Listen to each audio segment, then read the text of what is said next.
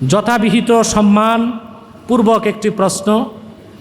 আমার একটি জানার বিষয় হলো 12 রবিউল আউয়াল আসলে দেখা যায় পিকআপে করে বক্স সাজিয়ে মিছিল করা হয়, আসলে তা কি কোনো সাহাবা থেকে প্রমাণিত আছে? যদি দয়া করে জানাবেন, এ ব্যাপারে সঠিক উত্তর দিবেন। আপনি খুব সুন্দর প্রশ্ন করেছেন।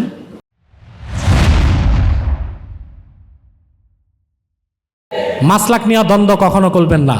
আমার স্লোগানটা দেশব্যাপী খ্যাত, মাসলাক যার যার, দিন ইসলাম। জোরে বলেন, মাসলাক যার যার, দিন ইসলাম সবার। আপনি কিয়ামত তক ওয়াজ করলো আমার মাসলাক আমি ছাড়বো না, আর আমি কিয়ামত তক ওয়াজ করলো আপনার মাসলাক আপনি ছাড়বেন না। আমার মাসলাক আমার কাছে, তোমারটা তোমার কাছে। ইসলামের মৌলিক স্বার্থে আমরা এক হয়ে যাব। আপনারা কিসে ঝগড়া করেন টুপি নিয়া, কে 5 কুল্লি, কে 3 কুল্লি, কে 7 কুল্লি মিয়া, এই ঝগড়া করতে করতে কল্লাই থাকবে না তো টুপি লাগাবা কই? আমরা মৌলিক স্বার্থে সব এক হয়ে যাব, পারবো না ইনশাল্লাহ? আল্লাহ আমাদেরকে কবুল করুক, আল্লাহ আমাদেরকে মঞ্জুর করুক। বলুন আল্লাহুম্মা আমিন, আর জোরে বলেন আল্লাহুম্মা আমিন। আমি আর আপনাদের কষ্ট দিচ্ছি না, কয়েকটা প্রশ্নের উত্তর দিয়েই আমি মোনাজাত করে দিচ্ছি ইনশাল্লাহ। এখানে এক ভাই প্রশ্ন করেছেন, যথাবিহিত সম্মান পূর্বক একটি প্রশ্ন। আমার একটি জানার বিষয় হলো 12 রবিউল আউয়াল আসলে দেখা যায় পিকআপে করে বক্স সাজিয়ে মিছিল করা হয়, আসলে তা কি কোনো সাহাবা থেকে প্রমাণিত আছে? যদি দয়া করে জানাবেন, এ ব্যাপারে সঠিক উত্তর দিবেন। আপনি খুব সুন্দর প্রশ্ন করেছেন। দেখুন, সাহাবায়ে কেরাম থেকে যদি জশ্নে জুলুস করার নিয়ম থাকতোই, তাহলে আর ঝগড়া থাকতো? সুন্নত হইতো। কি হইতো? যেহেতু সাহাবায়ে কেরাম থেকে প্রমাণ নাই, তাবিনদের থেকে প্রমাণ নাই, সেজন্যই তো এটা নিয়ে ঝগড়া আছে। কেউ বলে মুবাহ, কেউ বলে মুস্তাহাব, কেউ বলে বেদাত, ঠিক না? অথবা সাহাবায়ে কেরাম করছেন কি না এই প্রশ্নই আসে না। যদি করতেন তার ঝগড়া থাকতো না, এটা কমসে কম মুস্তাহাব হইতো। কি হইতো? এখন করা যাবে কি যাবে না, এটা একটা প্রশ্ন, ঠিক না? ইজ্জুদ্দিন ইবনে আব্দিস সালাম রহমতুল্লাহ, যিনি ইমাম সিউতির ওস্তাদদের ওস্তাদ, তার একটা সংজ্ঞা হচ্ছে কুল্লু মা উহদিসা ইউখালিফুল কুরআন ওয়াস সুন্নাহ ওয়া ইজমা আস-সাহাবা ওয়া আসরা আস-সাহাবাতি ওয়া ইজমা আল উম্মাহ ফাহিয়া বিদআতুন মাজমুমাতুন।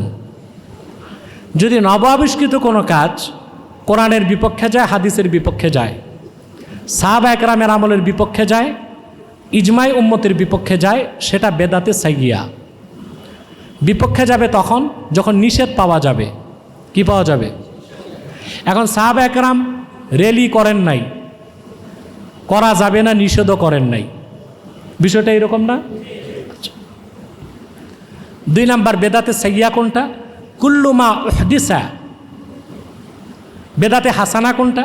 কুল্লু মা উহদিসা লা ইউখালিফুল কুরআন ওয়াস সুন্নাহ ওয়া আসরা সাহাবা ওয়া ইজমা আল উম্মাহ ফাহিয়া বিদআতুন হাসানাতুন মাহমুদা। প্রত্যেক সেই আমল যা কোরআনের বিপক্ষে যায় না, হাদিসের বিপক্ষে যায় না, ইজমায়ে সাহাবার বিপক্ষে যায় না, ইজমায়ে উম্মতের বিপক্ষে যায় না, আসরু সাহাবার বিপক্ষে যায় না, ওই কাজটা যদি দেখতে ভালো মনে হয় তাহলে অবশ্যই সেই কাজটা বেদাতে হাসানার অন্তর্ভুক্ত। বুঝতে পারছেন? এখন আপনাদের কাছে প্রশ্ন, এই যে আমরা তাফসিরুল কোরআন নামে মাহফিল করি, সাহাবায়ে কেরাম করতেন এইভাবে? কথা বলে না। তাবিনগণ ওনারা কোরআন শরীফের তাফসির করতেন মসজিদে, আর সেটা হতো মুদারাসাতুল কোরআন। কিন্তু আমরা মূল মাকসাদ কি?